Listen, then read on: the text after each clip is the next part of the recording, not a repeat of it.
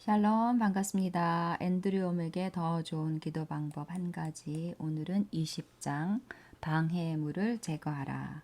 우리는 기도하면 즉시 응답이 나타나기를 원합니다. 응답이 많이 지연되면 의심하거나 낙심하거나 때로는 포기하고 싶은 생각도 듭니다. 그래서 기도한 즉시 응답이 나타나지 않는 여러 요인들이 있다는 것을 알면 도움이 됩니다. 예수님의 속량 사역 안에 죄사함, 치유, 부요, 인간관계의 회복 모두가 포함되어 있습니다. 그런데 이 모든 것이 영적인 영역에 들어있기 때문에 오감으로 느낄 수 없습니다. 그리고 죄사함은 즉시 이루어진 일이지만 치유, 부요, 인간관계의 회복 이런 것들은 그 일들이 나타나기까지 시간이 걸립니다. 이걸 알아야 합니다. 예를 들어서 치유 기도를 했다고 하면 하나님이 주시는 것은 치유의 능력이지 나타남이 아닙니다. 물론 성령의 은사로 즉각적인 치유가 나타나는 것을 제외하고 대부분은 치유가 나타나기까지 시간이 걸립니다. 그래서 치유 기도를 했을 때 치유의 능력은 풀어졌지만 나타남은 나중에 오는 것입니다. 그래서 치유의 능력이 풀어졌다는 것을 믿고 나타나기까지 흔들리지 말고 의심하지 말고 계속 믿음을 유지하면서 고백하고 선포하고 있으면 결국 나타나는 것입니다. 이렇게 나타나기까지 방해 요소도 있고 과정이 있다는 것을 알면 받은 치유를 빼앗기지 않고 차지할 수 있습니다. 다니엘 10장에서도 보면 하나님은 즉시 응답했지만 다니엘에게 그 응답이 나타난 것은 21일 후였습니다. 중간에 마귀의 방해가 있었기 때문이지요. 다니엘은 마귀의 방해가 있었다는 것을 몰랐지만 중도에 포기하지 않고 응답이 나타날 때까지 계속 기도하고 있었기 때문에 결국 하나님의 계시를 받을 수 있었습니다. 또 다니엘은 구약의 백성이었기 때문에 마귀를 대적할 권세가 없었습니다. 그래서 그는 바사 왕국의 군주라 불리는 귀신을 꾸짖을 수 없었습니다. 그렇지만 새 언약을 믿는 자들인 우리는 모든 귀신을 다스릴 수 있는 권세가 있습니다. 그래서 우리는 21일까지 기다리지 않아도 됩니다. 우리는 우리에게 주신 권세를 사용해서 마귀의 방해를 꾸짖고 결박해서 그 응답이 나타나는 시간을 단축시킬 수 있습니다. 앤드류 목사님의 한 친구가 집을 팔아달라고 2년 이상을 하나님께 간절히 기도했습니다. 집 앞에 주인이 직접 매매하는 집이라는 팻말을 세우고 2년 동안 거의 매일 성실하게 기도했지만 집을 보러 온 사람이 거의 없었습니다. 그러던 중에 주님께서 너가 그 팻말을 너희 마당에 세운 바로 그 첫날 내가 누군가에게 너희 집을 사도록 일렀다. 내가 너희 집을 팔려고 움직였지만 그것을 막는 마귀의 장애가 있구나라고 주님이 알려주셨습니다. 그래서 매일 주님께 집을 팔아달라고 간구하면서 왜 하나님이 해결해 주지 않으시는지 의심했던 것을 회개하고 마귀가 어떤 짓을 하는지 몰랐기 때문에 그 상황을 놓고 방언으로 기도하면서 하나님의 돌보심을 믿고 마귀를 결박하는 기도를 했습니다. 그가 하나님께 팔아달라는 기도에서 마귀를 결박하는 기도로 기도를 바꾸니까 이틀 후에 한 남자가 현찰을 들고 와서 그의 집을 계약했다고 합니다. 그런데 그 사람이 계약을 하면서 밥에게 이렇게 말했습니다. 당신이 2년 전에 팻말을 집들에 세운 바로 그날 이 집이 우리 집이라고 말하고 그때부터 저는 돈을 준비하려고 애를 썼습니다. 그런데 저희 집을 사고 싶어 했던 사람이 먼저 자기 집을 팔아야 하는데 그는 2년 동안 방해를 받고 있었습니다. 그런데 신기한 일이 벌어졌습니다. 이틀 전에 그가 돈을 가지고 왔고 그래서 지금 제가 당신 집을 살 수 있게 된 것입니다. 이 사람의 말을 통해서 2년 동안 어떤 일이 있었는지 밝혀진 것이지요. 집이 팔리지 않았던 이유는 하나님이 응답하지 않아서가 아니라 마귀가 방해를 하고 있었기 때문이었습니다. 그래서 밥이 마귀를 결박하는 기도로 기도를 바꾸니까 마귀의 방해가 끊어지면서 집이 즉시로 팔리게 된 거였습니다. 하나님이 집을 안 팔아주신 것이 아니었습니다. 하나님은 누군가를 보내서 집을 사게 하셔야 합니다. 그래서 기도 응답이 나타나는 데에는 연결된 사람들이 관여된다는 것을 깨달아야 합니다. 기도 응답과 관계된 사람을 마귀가 방해할 수도 있고 또 그 사람이 하나님이 감동을 주셨지만 그 사람의 자유의지로 하나님의 감동을 무시할 수도 있고, 그렇게 되면 당연히 기도응답이 지연될 수밖에 없습니다. 우리가 재정적인 것을 놓고 하나님께 기도할 때도 하나님은 사람들을 통해서 공급을 보내십니다. 하나님께 돈을 구하면 하나님은 사람들을 통해서 돈을 보내주셔야 합니다. 누군가에게 하나님이 주라는 감동을 주시고 그 사람이 그 감동에 순종하면 기도응답이 나타나는 것이지만, 마귀가 방해를 하면 기도응답은 지연될 수밖에 없습니다. 하나님께는 돈이 없습니다. 하나님은 사람들에게 말씀하시고 사람들을 통해서 우리의 필요를 채우십니다. 그래서 하나님의 기도응답이 나타나려면 사람들의 협력이 필요합니다. 사람이 사탄과 협력하면 하나님의 역사가 방해를 받게 되고 결국 재정적인 공급이 차단될 수밖에 없습니다. 여름 휴가철이 되면 앤드류 목사님의 단체에 후원금이 감소된다고 합니다. 사람들이 하나님께 드리는 헌금을 휴가 경비로 사용하기 때문이고, 그래서 단체는 어려움을 겪는다고 해요. 그 어려움은 하나님이 기도응답을 하지 않아서 생긴 어려움이 아닙니다. 사람들이 헌금이 아닌 휴가를 선택하도록 마귀가 방해했기 때문이지요. 하나님은 마귀보다 더 크시지만 육신을 입은 사람이 마귀와 협력해서 원수 마귀에게 그렇게 하도록 권세를 위임하면 사탄이 하나님을 방해할 수도 있습니다. 그게 하나님의 뜻이라고 해서 또 내가 기도를 했다고 해서 그 일이 자동적으로 일어나는 것은 아닙니다. 사람과 관련되어 있기 때문에 이런 식으로 방해를 받게 되는 것이지요. 또 어떤 여성이 치통을 놓고 오랫동안 기도해 오면서 이것저것 아는 대로 다 해보았다고 합니다. 여전히 치통이 있었지만 치아를 향해서 선포한 후에 자신의 치유가 이미 이루어졌다는 것을 믿고 하나님을 찬양하고 감사하면서 하나님께 지혜를 구했더니 하나님께서 그녀에게 권세를 사용하여 마귀를 결박하라고 하셨답니다. 그래서 사탄아, 예수 이름으로 명하노니 나에게서 떠나가라.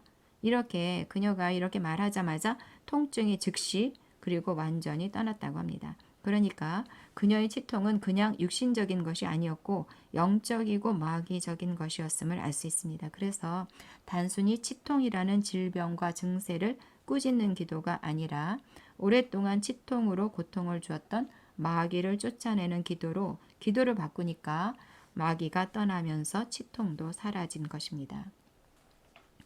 앤드류 목사님 손목에 신경절 낭종이 있었다고 합니다. 아프지는 않았지만 튀어나와서 사람들이 볼까봐 시계줄로 가렸는데 그게 점점 자라났다고 합니다. 매일 그것을 놓고 기도하고 아버지 저는 치유를 받았습니다 라고 한 후에 그걸 보지 않으려고 그것을 등 뒤로 붙이면서 지냈다고 합니다. 그것을 믿음이라고 생각하고 그 낭종을 무시하면서 지내다가 어느 날 딱 그 문제를 직시하기로 작정하고 선포하는 것이 낫겠다는 생각이 들었다고 합니다. 그래서 이렇게 선포했답니다. 나는 하나님의 말씀이 그렇게 말하기 때문에 하나님께서 이미 나의 기도에 응답하신 것을 압니다. 만일 하나님의 응답이 나타나지 않는다면 주님께서 주지 않으신 것이 아니라 나 아니면 마귀 또는 다른 것이 방해를 하고 있다는 것을 이제 제가 압니다. 그러면서 적극적으로 마귀를 대적하고 쫓아낸 것입니다. 그러니까 하나님은 이미 응답하신 것이고 이제 그 응답이 나타나도록 내가 무언가를 해야 하는데 수동적으로 되겠지 하면서 기다리는 자세, 이렇게 하는 것이 아니고 적극적으로 하나님이 주신 영적 권세를 사용해서 치유와 기도 응답이 나타나도록 해야 한다는 것입니다. 단순히 치유하셨음을 믿고 기다리는 것이 아니라 말씀 고백하고 선포하고 성령님이 주시는 지시를 따라서 마귀를 쫓아내는 기도를 하면서 무언가를 해야 한다는 것입니다. 그렇게 해서 아멘과 이루어짐 사이에 시간의 길이를 단축시켜야 합니다. 아멘. 하나님께서 이미 기도에 응답하셨음을 믿습니다. 아멘 하면서 영으로 응답받은 것을 현실 세계에 나타나도록 하는 시간을 단축시키는 것, 이것이 우리의 과제입니다. 마가복음에 보면 예수님께서 맹인을 고치실 때 2번 기도하신 장면이 나옵니다. 예수님께서 우선 그 사람을 마을 밖으로 데리고 나가셨습니다. 그 이유는 벳세다가 너무도 불신앙으로 가득 차 있었기 때문입니다. 벳세다는 예수님께서 방문하신 도시 중에 가장 믿지 않는 도시였습니다. 예수님은 이 사람의 손을 잡고 마을 사람들의 불신앙으로부터 멀리 데리고 나가지 않으면 안 되었습니다.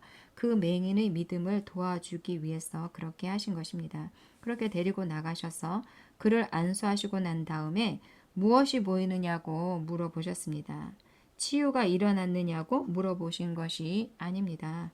안수하셨을 때 이미 치유는 일어난 것입니다. 예수님은 치유의 능력을 풀어놓으셨지만 그 사람 안에 아직도 얼마간의 불신앙의 방해물이 있다는 것을 지각하시고 너가 치유를 받았느냐 이렇게 물어보신 것입니다. 사람들이 보이는데 나무 같은 것들이 걸어가는 것이 보인다고 그가 대답을 했습니다. 그래서 그 사람에게 부분적인 치유가 나타났다는 것을 아시고 예수님께서는 다시 그 사람 눈에 안수하셨습니다. 두 번째 안수하실 때 치유해달라고 치유를 간구하신 것이 아닙니다. 그 맹인의 불신앙 때문에 하나님의 치유의 능력이 방해를 받았기 때문에 예수님이 기름 부음을 한 번 더 그 맹인에게 주신 것입니다. 처음 안수하셨을 때 예수님은 100% 완벽하게 치유를 주셨지만 맹인이 50% 정도 받은 것입니다. 우리가 치유 사역을 할 때 적용해야 할 중요한 포인트가 바로 여기에 있습니다.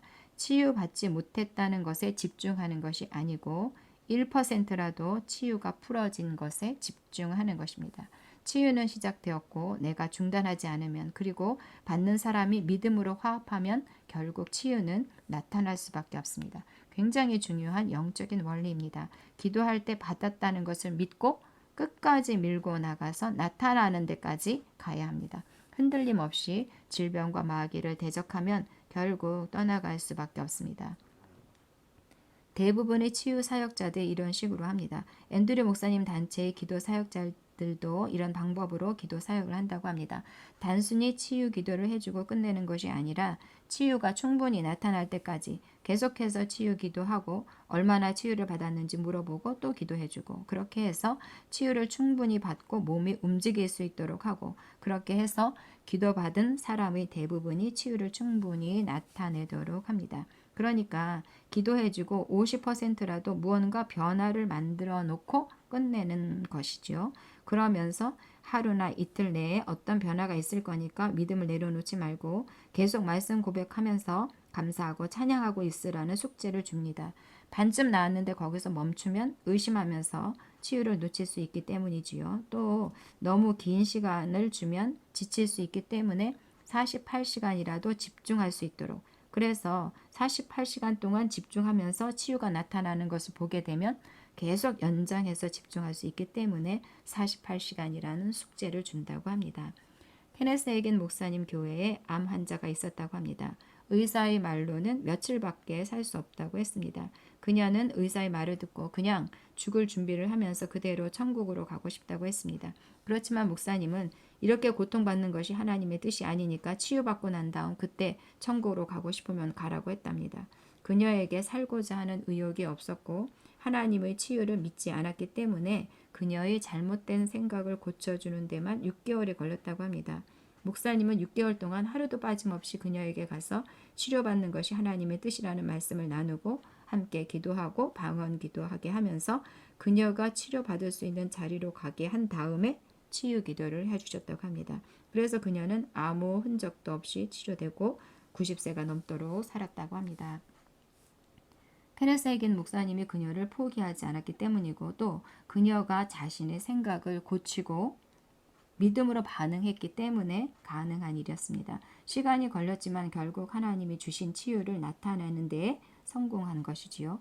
만약 케네스 에긴 목사님이 그녀를 포기했다면 또 그리고 그녀가 본인의 생각을 끝까지 고집했다면 치유를 경험하지 못했을 겁니다. 치유받는 사람의 생각이 바뀌지 않으면 치료의 역사가 나타날 수 없습니다. 대부분의 경우 기름 부음의 전이는 주는 사람보다 받는 사람의 믿음에 달린 경우가 많습니다. 우리 가운데 역사하는 능력을 따라 하나님은 넘치도록 주실 수 있습니다. 다시 말하면 내가 믿음으로 반응할 때 하나님의 역사가 제한 없이 풀어질 수 있습니다. 하나님이 만들어 놓으신 영적인 법칙이지요. 하나님은 우리의 자유의지를 어기지 않으십니다. 아무리 기도를 해줘도 본인이 치유를 믿지 않거나 죽을 준비를 하고 있다면 그 기도는 방해를 받을 수밖에 없습니다. 의사들도 뭐라고 말하는가 하면 사람이 살려는 의지가 없다면 아주 사소한 병으로도 죽을 수 있다고 합니다. 사람의 의지는 이렇게 너무나도 강력합니다. 하나님은 우리가 선택할 수 있는 자유를 주셨습니다.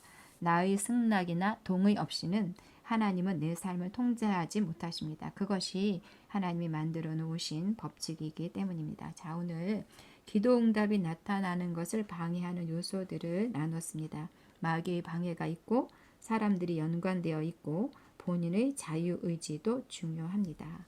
기도하면 반드시 즉시 응답하십니다. 응답이 나타나는데 방해가 되는 요소들을 기억하시고 그 방해 요소를 해결하면서 끝까지 밀고 나가서 하나님이 주신 응답을 나타내시기를 예수 이름으로 축복합니다.